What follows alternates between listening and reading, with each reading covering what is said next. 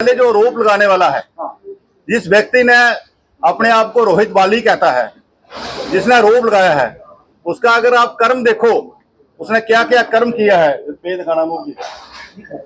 वो उसका ये देखो, ये सेक्सुअल हरासमेंट केस में वो केस भुगत रहा है। एफआईआर नहीं लगी है, एफआईआर लगने के बाद वो कोर्ट के अंदर केस भुगत रहा है। ऐसा व्यक्ति जो अपने आप को ये कहता है कि मैं बड़ा भारी गौ रक्षक हूं, तो उसके ऐसे व्यक्ति आज शहर के अंदर किसी के ऊपर, जो एक साफ छवि वाला, जिस बंदे ने, जिस व्यक्ति ने 4 साल इस शहर की सेवा की as a mayor, first citizen आपका जो शहर का होता है वो बनकर, और अपना पूरा जीवन जो है वो समाज के समर्पित किया हुआ है, चाहे वो राष्ट्रीय स्वयंसेवक संघ से लेके आज तक भारतीय जनता पार्टी तक, विश्व हिंदू परिषद हो, अलग अलग संगठन हो, कोई भी कहीं भी कोई कार्य हो, ऐसे व्यक्ति ये आरोप लगाने वाले के पहले तो मैं यही आपको दिखाना चाहता हूं। और उसके अलग अलग जो केसेस उसके ऊपर चल रहे हैं, आप देखते जाओ, अलग अलग केसेस उसके ऊपर, अपने घर से लेके, अपनी माता से लेके गाय की माता तक। अपनी माता ने भी उसको घर से निकाला हुआ है, उसको फारगति दी हुई है, और उसके बाद जो अपने आप को बड़ा कहता है कि हम लोग जो है हमारे ऊपर ब्लेम लगाता है धर्मी, वो खुद कितना धर्मी है। गाय को अभी वीडियो दिखाएंगे आपको, किस ढंग से इसी गौशाला में गाय को किस ढंग से पीटता है वो धर्म के नाम पे। ये आप देखो कि इसी गौशाला में गाय को पीटता हुआ, ऐसे नहीं, बेरहमी के साथ। मैं तो ये कहूंगा, जिस तरह जहां गाय को पीट रहा है, मुझे लगता है घर भालू ने जिस तरह उसको फारगती दी माता ने, उसी तरह माता को भी पीटता होगा। ऐसा व्यक्ति किसी के ऊपर इल्जाम लगाए, ब्लेम लगाए, और दूसरा जेल लगाए कि गौ तस्करी, आप गाय बेच दी है। मैं इसलिए ये प्रेस कॉन्फ्रेंस आज हमने यहाँ गौशाला में इसीलिए रखी है, आप सबके माध्यम से पूरे जम्मू कश्मीर के अंदर, देश के अंदर, आप खुद स्वयं जहाँ पे खुद जितनी गाय हैं गिन के जाएं, बछड़े हैं गिन के जाएं, सारा वो करें, ताकि आपको ज्ञान हो, और जो लाइव चल रहा है, जो लोग देख रहे हैं, वो भी इस पे कमेंट करें कि असल में बात क्या है। मैं जब मेयर था, 2021 की बात है, यहाँ गौशाला ये शुरू हुई थी। बीइंग ए शहरदारी, बीइंग ए फर्स्ट सिटीजन, कोई यहाँ लड़ाई झगड़ा हो तो बगल में रहता हूँ तो मेरा फर्ज है आना, मैं आता रहा। वो बर्तन फक्तन जो कोई गलत काम जहाँ होता था, मैं उसको रोकने का प्रयास करता था, मेरा ये काम था, और आज तक आ रहा हूँ और मरने दम तक आऊंगा। हिंदू धर्म में पैदा हुआ हूँ, सनातन में पैदा हुआ हूँ, लास्ट दम तक भी अगर गर्दन भी कटवानी पड़े गाय के लिए या हिंदू धर्म के लिए, हिंदू समाज के लिए, हम लोग हर वक्त खड़े हैं। जिस संगठन से निकल के आए हैं, हमने वहां यही सीखा है, और आने वाले समय में भी। आज आप लोग मेरे ख्याल में पूरे शहर में घूमते हैं, हर की पौड़ी गए होंगे।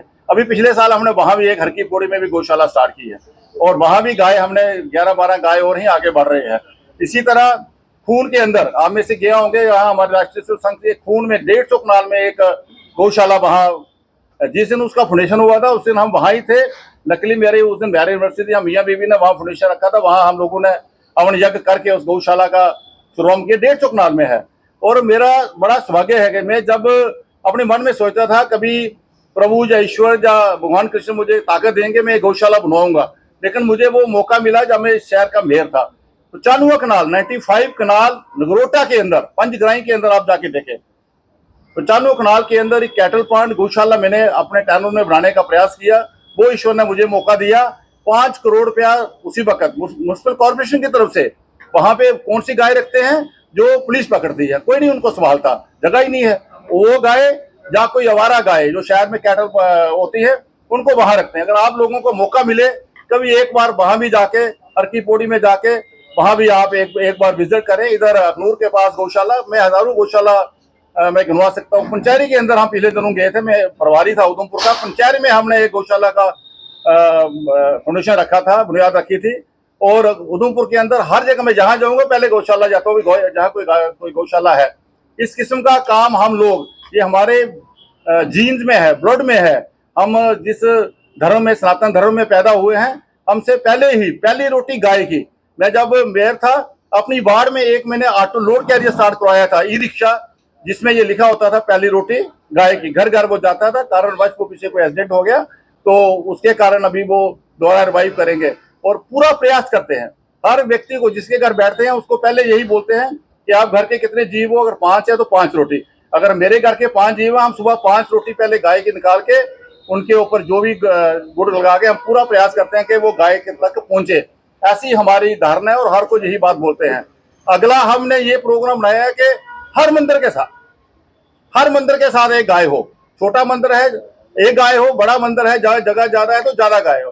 गुड़ा के अंदर में 5-10 पर गया हूँ, वहां प्रयास कर रहा हूँ कि वहां एक गौशाला स्टार्ट की जाए। वहां उनके पास जगह है, जमीन है, और ये है कि जो दूध हो पहले ठाकुर जी को, पहले भगवान कृष्ण को या वहां भोग लगे उसी दूध का जो गाय वहां रखी जाए। इस किस्म का प्रयास हम लोग कर रहे हैं। बाकी यहाँ रोप लगाने का कोई वो नहीं है, रोप लगाने का जहाँ हक है सबको है। और अभी जो FIR लगी है इन्वेस्टिगेशन करने के लिए, कोई वो नहीं हुआ कोई, तो अभी वो पुलिस को है वो जो इन्वेस्टिगेशन करेंगे। पहले भी यहाँ 3 साल से इन्वेस्टिगेशन हो रही है हर बार।